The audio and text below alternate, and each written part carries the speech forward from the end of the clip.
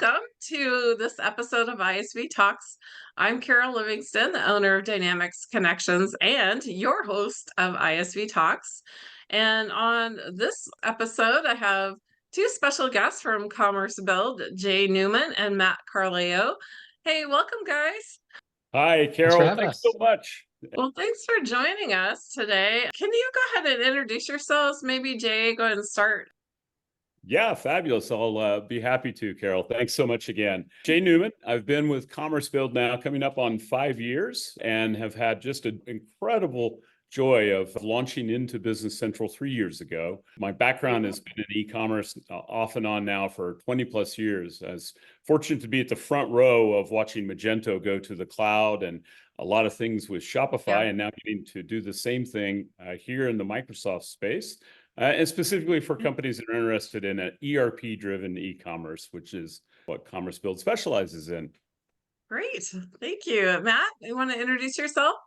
Sure. My name is Matt Carleo. I'm a senior account executive here at commercebuild. I've been with the company now for 6 months. That said, I have been working with integrated e-commerce providers for about the last 5 years, 6 years, and then software and technology sales for a little bit more than a decade.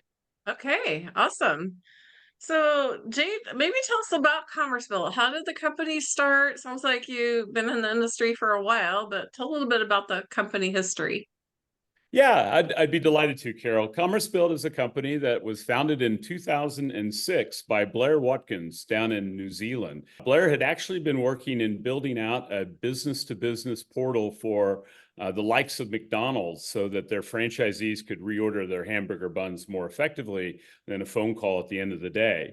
And what Blair realized back then was there was an opportunity to do the e-commerce side connected to an ERP system. And the very first one was Sage 300, or back then it was actually known as ACPAC. Since then, we've also done Sage X3, and we've launched into the Business Central space just a few short years ago.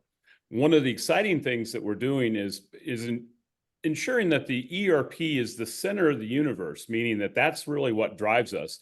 Matter of fact, we don't have ability to do a store if it's not connected to an ERP. We're a global company. I think it's super important to provide 24/7 coverage around the globe. And I'm also a fan of having people be able to work in the normal hours. So we start our day in New Zealand and follow the sun all the way around the world to Dubai with people at all points in between. I And gotcha. really our 5-star support is what ultimately people will be so excited about once they join us. Excellent. Tell us a little bit, Matt, about what's kind of the product. Give us a little more of a description. Jay talked about the product, but I'd like to know a little bit more about what you offer for Dynamics ERPs. Sure. Yeah, so it's an integrated e-commerce product. We support functionalities for B2B, B2C, customer portals, invoice portals. So a really tightly integrated solution for Business Central, where clients can come to a website, log in, get real-time price, real-time products, real-time availability, make payments for invoices online. Yeah. Really very seamless experience for customers. Is there any industries you specialize or work with? Sure, yeah, we do a whole heck of a lot for wholesale, manufacturing, and Okay. distribution. Those kinds of companies primarily. We've got a big food and beverage vertical, so we do quite a bit with that. Chemicals, we do a lot with a lot of like parts companies. So automotive is another area where some of the unique features that we have baked into our platform really shine for those kinds of clients. And I would add to it medical devices, which have a whole nother complexity to themselves of who's authorized to actually buy some of the devices that our customers sell. The Right. focal point being is customer of ours is really using the ERP to its maximum potential. I like to say that they're an ERP-centric company. So we do have some retailers, particularly in the sporting goods market, that utilize our platform, but they're very centric to an ERP instead of being centric just to a marketing platform. They view it as a direct Right. extension of their team. Extension. Yeah. Yeah, really to Yeah. eliminate hand keying in orders into an ERP is Mhm. what we do. Yeah, and I heard something at a conference recently. It's like everybody's an e-commerce retailer now, right? Manufacturers are trying to sell direct. You got direct sellers that trying to manufacture and sell to consumers. So yeah, everybody is being affected by e-commerce in some way or form, The world of COVID certainly accelerated a lot of things. Right now, right? the industry is predicted to actually be bigger than business to consumer. That obviously Amazon is a strong controller of that, and lots of other Yeah. aspects. But one of the other things that we're seeing is a generational change of B2B buyers. Lots of Mm, folks that actually grew up with the cell phone that are using technology first instead of reaching out via a call or an email to find out information and ultimately make a purchase. It's predicted next year that yeah. over 75% of B2B buyers will be of that generation. So we think that our platform is an enabler. Digital transformation is overused, but just an enabler of companies being able to offer more online to their customers as a new way for them to broaden the horizon on potential new customers, as well as making current customers really happy. Yeah, and in what ways are, partners or customers trying to help their customers with online sales, improve their manufacturing, to selling to direct to consumers and so forth? What ways are they kind of getting into this space? A lot of times it starts with maybe a customer service organization or a sales Yeah. organization that knows they could be a lot more effective if they were doing more proactive work in enabling success for their company with their customers. The, Yeah. the process of taking an order, particularly over the phone, is not only somewhat mind consuming, but it also is fraught with errors because a customer may Yeah. be describing something and somebody looks at it in an ERP, may not have a complete description versus an end user of our customers' e-commerce platform is going to be able to see, the information that they want to see, videos, products, reviews, you name it, just like a Amazon buying experience would be. And so we're seeing a reduction in the error rate of orders. We're seeing a great Oh, reduction in the returns of orders. And mm, overall, it's improving the client satisfaction. But right. McKinsey study a few years back said there's also a 15% increase in employee satisfaction for the company. People like, Hmm. using new technology. And so ours is a platform that does that. And a unique quality we have in the Business Central space is that we're not doing this over the course of a year. Our projects typically are in the 60 to 90-day range. And even our most complex sites with a lot of customizations go online well Wow. before the 6-month mark. So that's a piece of what Yes. we're focused on, of delivering really great quality, but also timeliness with a Yeah. fixed fee and without the normal drag on of over budget and over time. Hmm.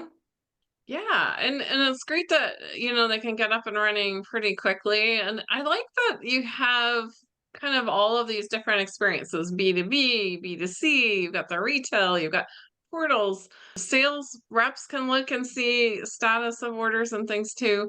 Can you do all four experiences at the same time, or do they tend to pick one?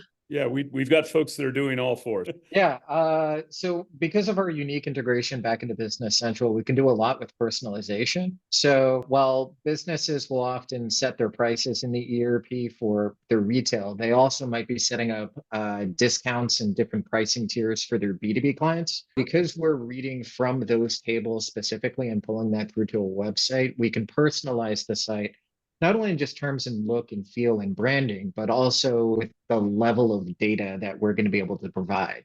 So Gotcha. while, a retail buyer might be interested in, shopping in a way that sort of speaks to them emotionally, a B2B buyer might be looking for things like safety data sheets. They might be looking for like specifically more Mm, detail on individual items that they're looking to purchase. Based on who logs into the site, we can change pretty dramatically the experience for that individual. Yeah. mhm. Yeah, so you can have a personalized experience as well as sort of just a general web experience too, right? Mhm. Yeah. Yeah, Yeah. absolutely. Kind of, it sounds like you've been in the channel on the Sage side, so new to Dynamics channel, but what changes have you seen as far as operational challenges or technology challenges over the last several years, Sanjay? What have you seen?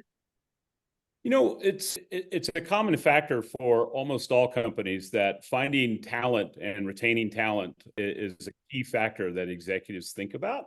And I've seen that becoming even more competitive within the ISV community, within the Dynamics community, within the Sage community. There is a realm of having the opportunity to do things more efficient, and that's, I think, where e-commerce Mhm. comes into play.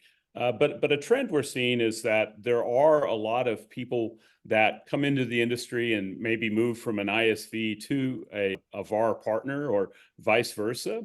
On our side, one of the qualities that we've done is actually hire some of our customers, yeah, when they want to Oh, make a career change, and that way we're getting real live intel oh, and experience that puts them in the seat much like our prospects are in, and they yeah. understand those challenges far better than I do, just being a peddler of software out there. All right. Yeah. Yeah, I used to say when I was a consultant, like, I've been on your side of the table more than mine because I came from business and accounting and finance. So I think it helps, tremendously to have people of those backgrounds and experience in real business roles. What other challenges have you seen? Like, I know Business Central is, kind of new on the dynamic side. What is there a reason you went into Business Central versus picking another ERP? Yeah, we chose Business Central after looking at the sea of different ERPs that we could do, and our number one Yeah, criteria was joining a community, joining where there was a value of partnerships, and Microsoft right. certainly does a good job of Mhm. that. Not to You be do. negative, say Oracle, but there are a lot of other of the ERPs where there's a direct selling team and a partner sales team, and there's a conflict of channel. Inside of Dynamics, there doesn't have that conflict of channel with Microsoft. Microsoft's there to support Mhm. everyone. As a great Good publisher, point. we also see that inside of the Dynamics community, that the customer that Business Central of ours and partners are finding, span the gamut from an established company that's maybe coming from GP or NAV over to Business Central, all the way down to a company that's moving from QuickBooks, that's outgrown QuickBooks and needing Oh, more, not only accounting functionality, but the aspect of operational control with inventory, yeah. with the merchandise, with pricing, as Matt said, in different tiers. So we're seeing a wide gamut of things that when you sit back, it's a super complex thing. But we chose Microsoft because it really can be in a partner-centric format, and we're excited to be Mhm. here. It's also going to add that we've also really seen the Business Central platform itself mature tremendously over the last couple Mm, of years as well. And yeah, I mean, a lot more partners, former GP partners are moving into Business Central. So, it does feel like there's quite a bit of momentum behind it now. So it's an exciting mhm. place to, as a professional salesperson, it's an exciting place to be selling. Yeah, right. And it feels like Microsoft has continually added new features and functionality and partnerships. So yeah, it definitely is, maturing and it will continue to, improve for sure. The Copilot features and Oh some of the stuff coming yeah. down the pipe there is going to be pretty incredible. I would actually say that Yeah. Microsoft will, in all likelihood, win the business side of AI. Open source ChatGPT is something that a lot of consumers will gravitate towards. But what we're seeing, that even at this early stage, that we were fortunate 3 years ago when we made the decision to move, and since then with a number of new clients coming in, that everyone's excited about the potential for Copilot. It Yeah. seems like everyone else is trying to catch up, but I think Microsoft will definitely have the lead. Yeah, definitely. Tell us a story about maybe a customer you worked with and how you helped them win with your product.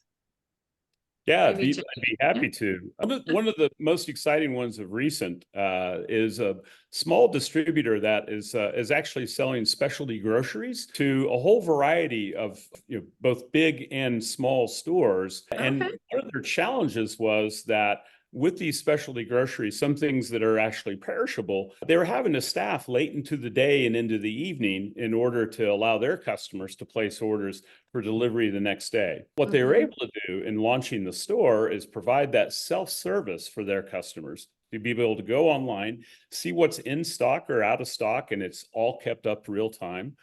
to be able to place that order. And the beauty of it is the next time a human touches that order is actually when it's out at the warehouse being picked to go into the truck. There's complexities that come with that. So some of the aspects of Inside Business Central, they've got to have, this needs to go into the cool side of the truck. This can go back in the warm side of the truck. And having split orders with, in their instances, 3 different warehouses, it's really revolutionized how they're able to go to market. They've Oh, picked up some yeah. new customers, which is always exciting. The efficiency that they're seeing, though, is just tremendous in being able to have less of a workday in manually entering orders and more of a workday in making sure they have, the best of produce, the best of consumables or perishables, and other hard to find things that a grocery store will need. Yeah, that's a good point about like when they're picking that order. I mean, some things need to go in the freezer section, and you don't want your vegetables get frozen, and you don't want your ice cream to melt. So it's Yeah. complex. Yeah. It's little things like that because of our background with Sage, that we've been doing for a long, long time. We were actually in the cloud on our Sage platform starting in 2010. So going to a multi-tenant cloud, having a tenant with Azure, having the chance to have a powerful platform, but makes it really easy for a small company to get trained on Sure. and to utilize is a hallmark of what we're doing. We've got lots of other examples as well. One of the ones that was reminiscent for our Canadian clients is, that every vaccine actually across Canada was going through our platform. One Oh, distributor of really? all vaccines for every pharmacy across Canada was Huh? on our platform. And it was something of efficiencies that the only way to order vaccines for pharmacies was online. So that was Yeah. a spike of growth that since then has tailed off a little bit. But an enabler that actually in Yeah. their public reports are able to share how efficient e-commerce was for their business. Yeah, that's fantastic. So, what are some of the new things you're looking to introduce to help customers on their journey to the cloud, or just even, to add value to your solutions? Yeah, there's quite a bit. So we are going to be updating our front end. So moving towards a more headless architecture where we'll be able to have sort of a bring your own content management solution, a commerce build where we manage the integration back into the ERP, but yet still maintain a lot of front end design flexibility on the front end. We've signed a couple of really exciting partnerships, and we're working with a few other new ISVs that offer some really complementary services to our applications. We've established partnerships with PIMS and e-procurement companies that are seeing a lot of value, not only bringing e-commerce into their business, but some of these sort of other ancillary products. Yeah, I mean, in terms of like features and functionality, we're looking at some development with AI and bringing in some AI tools to do things like First, auto write item descriptions and things along those lines. So yeah, there's some very exciting developments coming. yeah, can you explain what headless means? Because that may be a headless experience may not mean much to people. What does that mean? Sure. So, when I think about deploying a new e-commerce website, there's a couple of kind of key pieces. So the first is the content management solution. So this is where you actually kind of code in what the site looks like, not necessarily like the underlying features of the site. So this is where you would manage that. So there are a number of different content management Mhm. solutions on the market. So there's Wix and WordPress. I think Squarespace, Shopify has their own proprietary front end written in Yeah. Liquid. So with ours, we're talking about bringing in a WordPress front end, which is extremely user friendly, very widely Okay. used, and would make it easy for businesses where maybe they don't have any experience with software design. They just want to make, colors and drag and drop, those kinds of features. We'll be bringing that into the platform here. And one of the exciting things that I just actually learned last night, one of our prospects wanted to have a very complex configurator that they already have built into Business Central, but have that actually come to the web, come to a store. So the power of what their employees can do inside of Business Central could be exposed to their external sales reps, but also even some of their more savvy customers. A simple configurator can come out of the box with our package, something with maybe 100 different SKUs to make up a BOM. In this instance, the starting point is typically 400 to 500 SKUs, all related, all intertwined, with a core offering and then options along the way. And so we're really excited to be working in the ISV community with another partner that is bringing that so that it's extending the functionality of the ERP.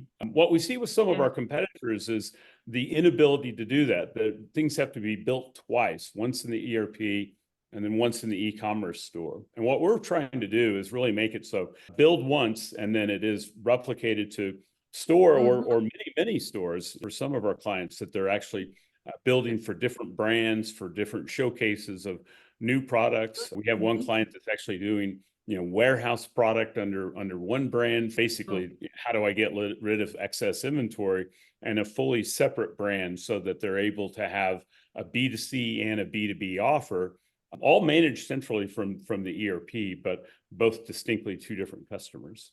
Yeah, right. And you guys have quite an ecosystem of other add-ons or e-commerce ISVs, right? Like I know you guys have shipping and payment processors and sales tax engines that you work with. Yeah, So we try to be agnostic and try to be responsive to our client. One of the things that we want to do is focus just on that ERP and e-commerce experience, and right. let a pro make a choice of maybe I'm going to use Avalara versus SureTax, or maybe I'll use this particular partner for some credit card transactions and a different one for others. We want to allow our customers to make that choice, and even if it's something that we don't do, that's where we don't charge an arm and a leg to do any customization. We can easily find that when one customer wants something, there's probably somebody else that will. So what we build is really responsive to the marketplace, and I think it's appreciated. Yeah, no, definitely. And when you think about e-commerce store or portal, and then you got to connect that with the third parties as well as your ERP, it gets overwhelming. It's like managing multiple systems, and if you can help with simplifying that, that is a great value. Yeah, we also want to be flexible to our customers. So it's sort of a best of breed approach. There are probably, I can name 6 or 7 different payment service providers kind of off the top of my head, and each has certain benefits and strengths and certain weaknesses. So, Yeah, when a customer comes to us and says, hey, getting the best rate is most important to me, or the deepest integration is the most important to me, or, having this particular feature set, we're really, really flexible with kind of who we'll work with, or we're not going to white label a solution and then just push that, yeah. onto all of our customers. Yeah, I mean, if they have their favorite, sales tax engine, then, why not partner with them and help facilitate that? So, yeah.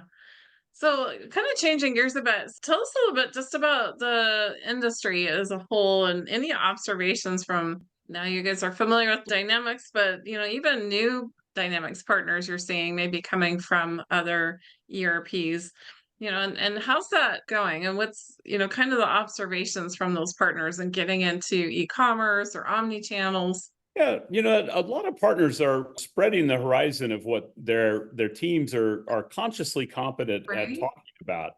What we like to say is that if a partner has the ability to speak to our platform, and look, we've got lots of different competitors out there as well, but just speak to the power of what e-commerce can bring to a company. They're making an operational efficiency change in moving to a new ERP or upgrading to Business Central. But what we like to do is work hand in hand with a partner. Number Yeah. one rule for us is make the partner look good. Make sure that the partner is enabling their success with their consultants, because a lot of times somebody's going to make a choice of both platforms because they're coming from a Yeah. legacy environment. And usually you can't really take an old legacy e-commerce and wire it into Business Central very quickly. We're seeing where path of resistance being low. We pride ourselves on a really, really good implementation effort, but then ultimately 5-star support is how we're measured. Mhm. And so we're seeing sometimes larger firms competing, within the realm for business at a very big organization, but all the way down to the smaller shops that are bundling together the best of breed of manufacturing tools, the best of breed of distribution tools to make that choice, that decision, that way to go forward a lot easier, and have a level of assurances as well that the Mhm. ERP partner has made those choices for them. One of the things that's unique of Business Central and Dynamics compared to Sage is inside the Sage community, we're kind of one of the last ones standing, and it's a more collapsed amount of ISVs. At one count, one of our partners said they had over 250 ISV relationships to manage. That's a mind-boggling number, and I'm sure it's difficult. But we'd prefer to see someone start with e-commerce, and then if we're a good fit, wonderful. But a factor for us really is, let's make sure that what we're doing is not taking away dollars from Yeah. an ERP implementation. Yeah, that's a good point. And Matt, with your experience coming from e-commerce too, I know that there's definitely a gap, and people realize that they can expand their markets that they're in. Like maybe they're used to selling one way, but now this opens up multiple ways to reach a customer. So what have you Agreed. seen? Actually, just recently, so as a sales rep, I do a lot of outbound sales motion here, trying to find customers. And I recently came across a customer where on LinkedIn I noticed there was an ERP partner who was following that page. So I reached out to the ERP partner. They said, "Oh no, like we had sold them CE, but it looks like they're looking at Business Central." We were all able to kind of get on a call, and Yeah. we were identifying opportunities for a ERP partner, through some proactive outreach. And what we found is that when we sell together, every metric that we evaluate a sale goes up. We Yeah. sell for more MRR, we sell the deal much quicker, they stay with our respective platforms for a lot longer. Implementations go smoother Hmm. because, with particularly an integrated e-commerce solution, the data that is in the ERP is going to be what powers the web store. So making sure that when we're doing imports of 20-year-old GP data, that there is some cleanliness to it, certainly helps. So yeah, I mean, what we found is when we sell as a team, we go to them and are solutioning for all of these other factors, that the outcomes are much better for our clients. Yeah, but I just think this concept of being able to expand the channels as a business that you sell into, no matter what business you're in, that's really interesting. And working together with the partner is always the best, right? They know, and they're the trusted advisor for their clients. And also Mhm. they're kind of multiplying your sales force too, right? They're helping you identify customers that can benefit from working with you. So any perspectives about how customers are trying to improve their operational efficiencies and maybe move along on that digital transformation journey? Yeah, there's a lot of things that customers are always looking at, always evaluating. An aspect that we're seeing a lot is not just that notion of being able to sell online directly, but with the advent of where Amazon is going into the B2B space, maybe using Amazon as a Yeah. starting point to get some sales going, direct to consumer upon the product, but also actually taking a lot of the wealth of knowledge that Amazon has, and it's a wonderful platform to do a lot of education on. The downside of Amazon is they take a relatively high percent of the sale, anywhere from 8% to 30% of the sale goes into Jeff Bezos's pockets. Yeah, we think kind of the opposite, and it's resonating with the customers of, there's enough costs that are going into distributing products, manufacturing products, competing with companies much larger. So for us, we don't take a portion of the value that goes through the store. A lot of the competitors in the space actually do. And that's something that doesn't sound so bad when you get started, but just like with Amazon, when someone is taking such a high percentage of those dollars, it really Mhm. is not so good for ultimately a company being able to reinvest into a better forklift so they can operate more efficiency, or robotics, or a larger warehouse. So looking at the macroeconomics of where the dollars are going to be going, I think is important.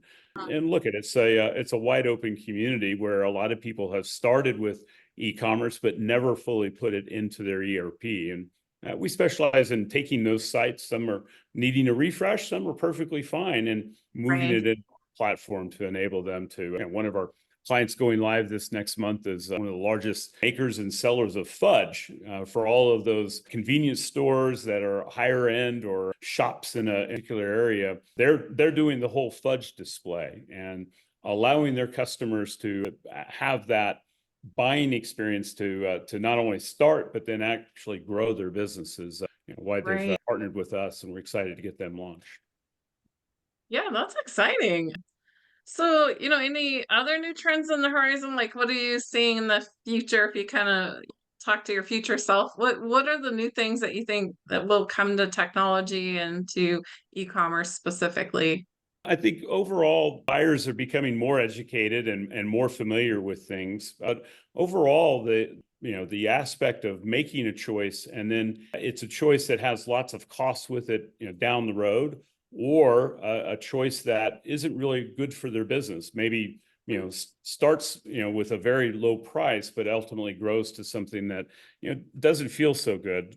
We're seeing a lot more people that know more about e-commerce, that have done their research. They've spent the time Really? to Huh? go online and learn about us and Shopify and Magento and Dynamic Web. And all of those companies Yeah. make great products. But a lot of times what we're seeing are people much more familiar with really what it is that they're Yeah. looking for, and how we may be a fit for that. It's a challenging economics though for any small business. You Yeah. don't have the luxuries of sometimes not being affected by interest rates being higher, or the aspect of consumers and inflation. So what we want to do is actually, just as we've done since 2006, work with somebody and stay with somebody and have a partnership with them, much like the choice of Dynamics as an ERP partnership looks to be with Microsoft as the publisher. That's what we're attempting to do.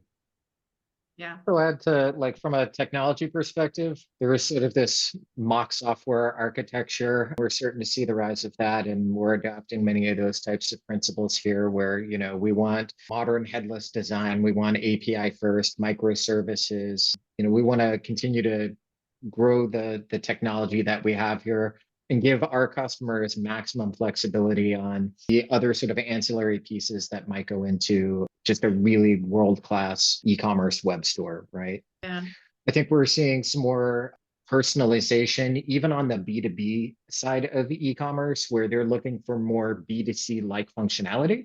We were recently talking with a company where they sell kind of a grim product. They're selling headstones, and they're selling B2B and looking for that Gotta sort of have them. personalizations. Yeah, Yeah. exactly. So like we're seeing more features where we're going to be able to manipulate items in the cart, and they're looking for Yeah. AR kind of functionality. They'll be able to spin the headstone around and do that kind of stuff. Right. And do you find, Matt, that you're having to educate people? Like you said, that Jay, that people come to you more educated, but still, are you still educating them about e-commerce and about the differences with the different e-commerce providers, and how you guys can help them be successful? I think on some of like the technology questions, yes, our customers are significantly more sophisticated than they were Oh, even 5 or 6 years ago. interesting. I think maybe some of that has to do with our amazing marketing team here, where we provide a ton of really excellent white papers and Mhm. all kinds of content for them to consume. And I know a lot of other e-commerce companies are doing the same, and there Mhm. is no shortage of podcasts to learn about these kinds of I things. know, right? There's So a lot yeah, of yeah. YouTube videos out there. Yeah, Sure. Yeah. exactly. I mean, Yeah. Microsoft has a really active channel. I can think Yeah. of, just like off the top of my head, like, a couple of Microsoft MVPs who have podcasts and are providing a lot of really great content. And so, yeah, what I've found is, when customers are coming to me, like they are typically doing quite a bit of research beforehand, or it's they already have a B2C web store, and their B2B side of their business is actually the bigger portion of their business, but for some reason they have less technology driving it. So, they might be running a Shopify web store on the front end, but are now looking for B2B, and finding some of those Yeah. B2B functionalities missing from something A like little bit of Shopify duct Plus. tape around the systems to make them Right, work together. right. Yeah. So, Yeah. they're good with just running a completely separate web store on our platform. Okay, awesome. So I guess, guys, in conclusion, I just want to ask you one more question. So, what's the one reason or trend that you're seeing that's driving customers or partners to come talk to you? Well, as Matt said, that customer is going to go out and search on their own. And the recommendation that we have, and this is true of all of our ERP partners, is don't wait to be asked if there's an e-commerce referral to be made or a recommendation, because the customer is going to go and do their research, and what they may come up with may, in some instances, lead to perhaps looking at different ERPs, perhaps losing out the opportunity for the partner to be involved. So we recommend to all partners, don't wait until you're asked about e-commerce. Present it. Talk about what you're seeing, with other mutual customers that we have. We're building a great ecosystem here within the Dynamics community of top-tier partners, both big and small, that are having these early successes with their customers, and then being able to share that. Just 6 months ago, our customer was just like you, looking at e-commerce and maybe evaluating some platforms. Allow us to share a little bit more and being a little more proactive to talk about e-commerce instead of waiting to be asked. That way, an ERP partner does remain front and center for what's going on within a customer's landscape. Right. So add to that is I get calls from ERP partners fairly often where their customer has gone off and bought a solution that was perhaps not as well integrated as they'd like. And so the customer comes to them and says, "Oh, can you build the integration from Magento back into my ERP solution?" And there may be customizations that they also have to make inside the ERP. And a lot of the partners that I talk to, they don't have guys sitting on the bench to do ERP development. They are pretty well booked out into the future. And so, nobody likes to disappoint their customer and say, no, I can't build that right now. It's going to take me 3 to 6 months to get to it. If they had presented us earlier in the process, where our solution is natively integrated into Business Central, we'll save some heartache and some dollars being misspent. You don't want your client to come to you and say, "Can you spin us a website up by tomorrow or integrate this by next week?" It's never a good conversation. Everybody's timeline is always yesterday when it comes to when do you want the website live. Right. When do you want it live? It's immediate. Yesterday. Well, guys, thank you so much for joining our ISV Talk session today. And I'm going to share some of your information here. So if people want to reach out to you. Carol, thanks so much. This has been a lot of fun, and we hope what we've presented had a few little golden nuggets that would be successful for any partners out there. Yeah, thanks you both for joining today, and super interesting, very interested in the e-commerce space and how it's evolving. And Matt, thanks so much for sharing your insights as well. So, sorry, I meant to get to this one. So thank you for joining our session today on Commerce Build and sharing your insights on e-commerce. Here's Matt's contact information. So if you need to reach out to Matt, it's matt@commercebuild.com. And thank you guys for joining today. I appreciate your time and sharing your insights. Thanks. Thank you so much for having us. I mean, if anybody would ever like to talk a little bit more about integrated e-commerce, I've got a real passion for this and kind of geek out over this stuff. So, that's my cell phone number. Feel free to give me a call anytime. I'd be happy to talk more about this. All right. Well, thank you, friends, for joining this episode of ISV Talks, and I'll see you on the next episode. Bye-bye. Thanks.